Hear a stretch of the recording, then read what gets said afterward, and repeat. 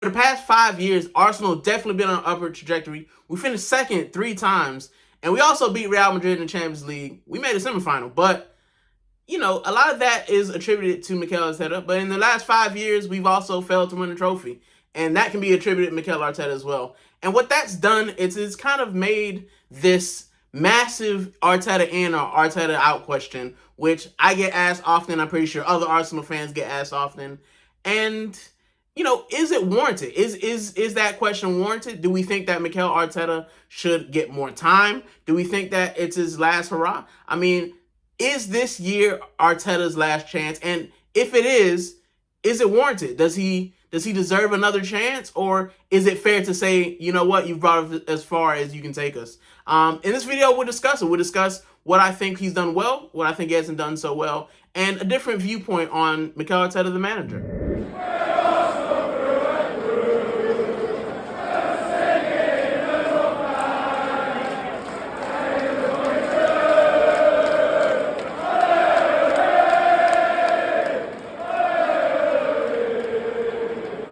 Hola Teros, welcome back to the channel, and today we're talking Mikel Arteta. But before we start, I want to kind of speak about just my view of coaching. So, I think that I can kind of empathize with Mikel Arteta. I do coach American football, and while it's not the same sport, we're not at the same level, there's certain nuances, certain things that you have to learn coming from being a player to being a coach. And there's a lot of things that you have to kind of get rid of. And for me, I was a player at this club right here. I was a club captain. I was the club president. I was, a position coach. I coached the offensive line. And now I'm the offensive coordinator. And with Mikel Arteta, it's kind of similar. So first time I actually saw him play was in this kit. But he went from being a player to being, an assistant coach for Pep Guardiola, and I stepped into the manager position. And while we're gulf ahead or miles apart in kind of where our levels are, that step from player to coach is similar whether you're in football, American football, basketball. It's different. And there's certain things that you have to learn and have to implement as a former player becoming a coach. So I can empathize with that, and I can understand some of the things he's done. So when I speak about Mikel Arteta for this video, I want to kind of keep that in your mind, that I kind of understand what Mikel Arteta is trying to do, some of the things that he's gotten right, some of the things he's gotten wrong. And that's how I'm going to attack this video. This is how I'm going to kind of break down what I think about Mikel Arteta. So to begin with, I think that when it comes to Mikel Arteta, you have to separate him into three parts. So you have to separate him into the man, the coach, and the manager. And you're like, oh, the coach is the manager. It's different, right? Especially now with me being an offense coordinator, I understand that it is different. There's a difference between how you coach someone or how you coach your team and how you manage your players, how you manage the coaches under you, how you manage the situations. It's a totally different thing. It's two separate things. And I think when a lot of people, when they say Mikel Arteta in, Mikel Arteta out, they're thinking about one aspect, but they're kind of neglecting the other. So I want to break this down into those three parts and then kind of look at what I think he's done well and what I think he hasn't done well. So as far as Mikel the man, he loves the club. It's obvious he loves the club. He's the one who kind of brought in North London Forever. He has an affinity for the club. He was the captain of the club. And even though he might not have been the best player, the most, sought after name on the team sheet when it comes to buying jerseys or kits, like, he was a part of the club and he captained the club. And I think that means a lot to a guy. I captained my club and it meant a lot to me. Even though there were only 10 fans, there weren't a lot of people that showed up. We played, but being a captain, being a leader of my club meant something. And I think when you captain a club, especially Arsenal, club side of Arsenal, it stays with you. Like, you develop a love for it.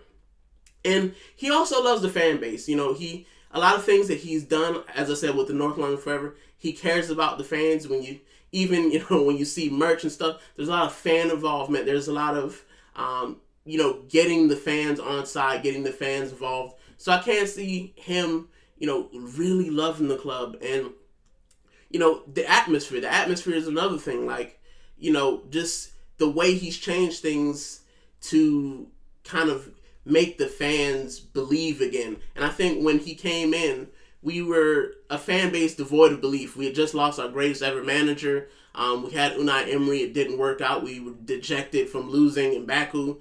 And he came in and he rectified. He got the fan base on board, and he got us to believe in the Arsenal again, to believe that we can win. And I think that's very important to think about, that he's done that. He's brought us back as a collective.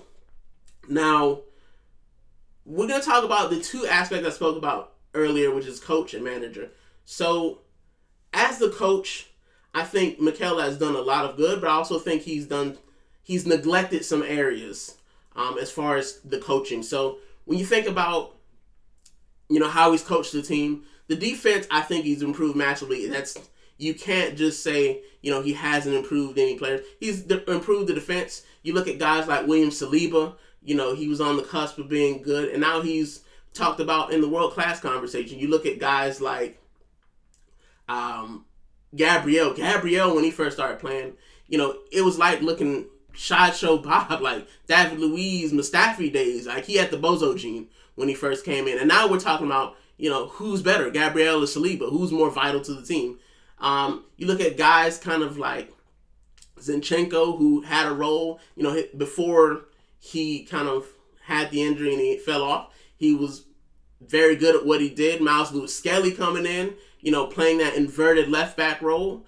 You look at guys like Timber. You look at guys like Ben White. Ben White was a solid pickup, and then he's made him, better, I believe. So when it comes to the defense, I think Mikel has done an amazing job. Now, the one thing that I will say goes against him as far as building is the attack. We haven't bought attackers. He brought in guys like Raheem Sterling. He didn't make him better. Martinelli is a point of contention because it seems that, he was good a couple years ago and he's just regressed. And a lot of people don't know whether that's just Martinelli or whether that's Mikel Arteta. And that's something that has to be held against him. It has to be held against him that, guys like Martinelli. Saka has improved. But then you look at Saka now, and do I think that Saka has improved to the point that he, is super world class? I think he's a great player, but I think that he's shown recently that he's kind of stagnant. We kind of know we're getting out of Bukayo Saka, but I think he needs that little bit more. And so far, he hasn't really shown that he can be that little bit more, that Rodrigo, that Vinicius type, make something happen out of nothing. And that's one of the kind of cons that I would say goes against Mikel Arteta as far as him being a coach. But what I can say is the players enjoy playing for him. For the most part, it's always saying, like, do the players like the system? But if you look at any of the player interviews, if you look at any of the kind of media that goes to the players, it shows that the players buy into the system. They buy into him as a coach. And even the players we've gotten, like Victor Gyökeres and Zubimendi, they've bought into speaking to him and saying that we believe that he can get us over the line. We believe that he can make us great. So the players do buy into him, whether you like it or not. Like, the players believe, whether the fans buy it or not, the players do believe in him.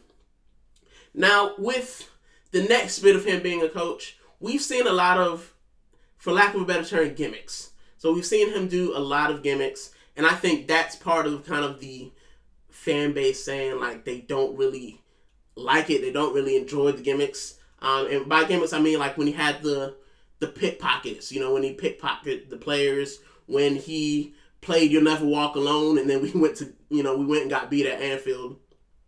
And then even recently with the tunnel, he's changed the tunnel that the players walk out of in order to kind of boost intimidation to the opposition. And a lot of fans are like, oh man, don't focus on those things. You need to focus on what's happening on the pitch. Now, this is where I kind of step in as a coach, because I believe that I get where he's coming from with those things. I haven't done those things, but I've done similar things. Sometimes you just have to do something. So, like, at my club, we have what's called the Schimmel of Shame. It's a purple jersey. If someone's done something kind of foolish in the game, we give them the Schimmel of Shame, and they wear it for the week. And then we also have, good things where we have like Hammer of the Week awards and stuff. And it might seem stupid, like we have things like that, but that's how you get the team bought in. It's those little crazy things that you don't see on the daily, that you don't see that happens a lot, is that stuff builds team camaraderie and it builds unity within the team. Everyone, when you first introduce the Shimmel of Shame, people are just like, this is stupid. But now people are like, oh man, I hope I don't get the Shimmel of Shame. Like, oh man, he's got the Shimmel of Shame. Like, I want to do better. Like, I've got it this week and I want to do better. So I can understand him going and doing those things to kind of motivate the players. The difference is when it works, it looks great. When it doesn't work, then you look foolish. But I wouldn't go be against him doing those things in the future, because I believe that sometimes you got to do those things to motivate the team and get the team behind you. So I think it's very easy to say, oh, it's stupid because, in those instances, they didn't help. But I get where he's coming from as a coach to try to motivate the players. So I can't fault him for that. What I can fault him for as far as the team is it seems that he had a reluctance to play the youth. And people will say, oh, but look at Nwaneri, look at Miles Lewis-Skelly.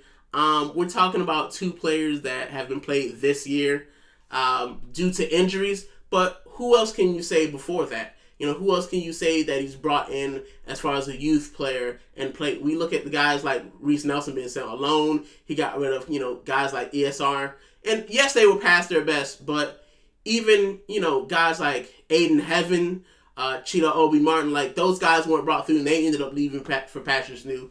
And they might not make it, but it just seems like there hasn't been a lot of, in his time, bringing the youth through and kind of integrating them. We have seen it in the last year, though. Max Dowman is also on the wing to come in. So I think that's something that he's changed. I think it's something he's given more consideration to. But historically, I don't think he has kind of been, let's trust the youth. He's gotten older players like your Sterlings, your Zinchenkos, your Jesus, guys from different clubs, Jorginho to come in. And I think now he's starting to rely on the youth a little bit more. So now we kind of get into the manager bit. Now this is the important bit, and I think this is where kind of a lot of the Arteta out have gripes with him when it comes to being the manager, managing the squad, managing the players. I think this is the issue that a lot of people have with him. So the first con I can see from kind of him being the manager would be his marriage to the system. So he seems last year, the last couple years, finishing second about 3 years ago, 22-23, it seems like he just shifted to defense. We have to be more defensive. We'll nick a goal and then we'll hold on. The issue you have with that is when you play teams with the low block and the mid block, we just couldn't break them down because we focused so much on defense. And I think that's something that we've seen in preseason, at the end of preseason, that he's kind of reverting back to a similar system like he had in 22-23. And, we won't tell until the season starts. We won't know until the season starts when we play at Old Trafford. But I believe that he is now changing. I believe that he has the ability to change. And as a coach, you have to look at that and say, it's not working. It hasn't worked in 2 years. Let's do something different. And going back to, the offensive bit, as far as what we talked about as being the coach, like making offensive players better. Another thing that he hasn't done as a manager is invested in offensive talent. Historically, we were getting, you got the Trossards of the world. We've gotten Kai Havertz. Like, these aren't, get you over the line type signings. And I think that that's what a lot of people were having a gripe about. But as I can say, and I have to be fair, is this year we have addressed it. We're still one player short, I believe, but we've gotten Nani Madueke, we've gotten Victor Gyökeres, and even though he plays in the defensive midfield, we have gotten Zubimendi. Zubimendi crossed the ball in for Gyökeres' first goal. So I think that helps, and I think that signing helps to elevate the attack because it allows Odegaard to do less defensive work and more moving forward. Another thing as far as his management, I would say in-game management, he always seems very slow or very reluctant to change during the game. And last year you can say injuries. We had injuries. We had a lot of over the hump players. But as a manager, it's your job to manage the squad. You have to know what you have, and you have to, change based on what the situation allows. You can't just wait until the 70th minute. Like, even for me as an offense coordinator, I can't wait until the third quarter and say, oh man, my receiver's dropping everything. I'm just going to keep him in and hope he catches something. I got to say, well, I've got another receiver. He's hungry. Let's see if he can do something. Let's see if we can get the game back. And I feel like a lot of times Mikel kind of waits too late. And because he's married to the system, even if he changes early, it's always a like for like. There's nothing, there's no, oh, we're chasing a goal. Let's take off a defender and bring on an attacker. It's like, we're chasing the goal. Let's bring off Timber for Ben White. Like, you're just changing a defender for a defender. It's not going to change anything. You couldn't do it before. You're waiting for one player to change everything instead of saying, let me change the system, send everything at them, and let's see what happens. But in all as a manager, I think that I have to be positive as well. And what he's done is, after the fifth place finish, he's come back. We finished second, and he has had some progression. We've had some progression. We've progressed in the Champions League. We've gone from the round of 16 to the semifinals. We've progressed in the league. We've gone from 8th and 5th, consistent second. But I believe that him not being able to go over the line is a bit of naivety. I think that season, that first season, 22-23, where we finished second and we had a great attacking system, I think all it needed was a little bit of tweak. And I think as a new coach, having been there before, as a new coach, you're like, man, I was so close, but we lost. I've done something wrong. I have to improve this bit. And sometimes you just get too into it and it becomes your whole kind of identity. You go from, oh man, we need to be more, we conceded so many stupid goals, I've got to shore up the defense, to where your team becomes defensive. So instead of tweaking it slightly, you've gone so far to the other side that now it's hard to bring it back. And I think that's what's happened with Arteta. And I think now what we've seen at the end of preseason, he's slowly bringing it back. And that's what we need. We need more attacking. We need more flair. We need more going out there and hoping that something great happens. So, do I think that he's done a great job as manager? I think his management has been very, very average, because he's had some good things, but he's also had some poor things. I think you have to be fair when kind of rating Mikel Arteta. So, that's what I think. That's what I think about him as a manager. Now, a lot of people ask me, are you Arteta in? Are you Arteta out? I'm Arsenal win. That's what I am. Whatever it takes for Arsenal win. Now, I will give an answer. Do I think Mikel can do it? I think he can do it. Now, whether or not he does do it, that's something different. And I believe that, this season he has to prove it. This season we have to win a big trophy. We can't just go another season, on hope and maybe hoping that it happens. And I think this season, more than any other season, will prove whether or not Mikel Arteta has the tools to take us over the line. Liverpool have gotten better. Man City are retooling. Manchester United are having a very quiet, solid window. And then you have, Chelsea. Chelsea, no one's talking about, but they just seem to win everything. And I think it's not going to be easy. But I think this year is where we find out whether Mikel Arteta is really the coach we think he is, or whether or not it's his time to move on. And I don't want anyone to say, oh, Mikel Arteta out. I don't think he's done a great job. That's not true. I think he's done a great job on the other things that don't have to do with management, on some of the coaching, on some of the, atmosphere things. Those things are great. We cannot take those away from him. But ultimately, we're a football club that want to win. And if Mikel Arteta cannot do that, then maybe it's time to find someone that will. And it will be sad. It will be sad to see him move on. But I think this season will tell us all we need to know about Mikel Arteta. So stay tuned. And hopefully, I'm hoping that he gets it over the line. I'm not very anti, Mikel Arteta. I'm not very pro Arteta. I'm Arsenal win. So if he can do it, then I will clap him up and I will applaud. If he can't, I will say thank you so much for everything that you've done. But we need to move on and find someone that can get us over the line.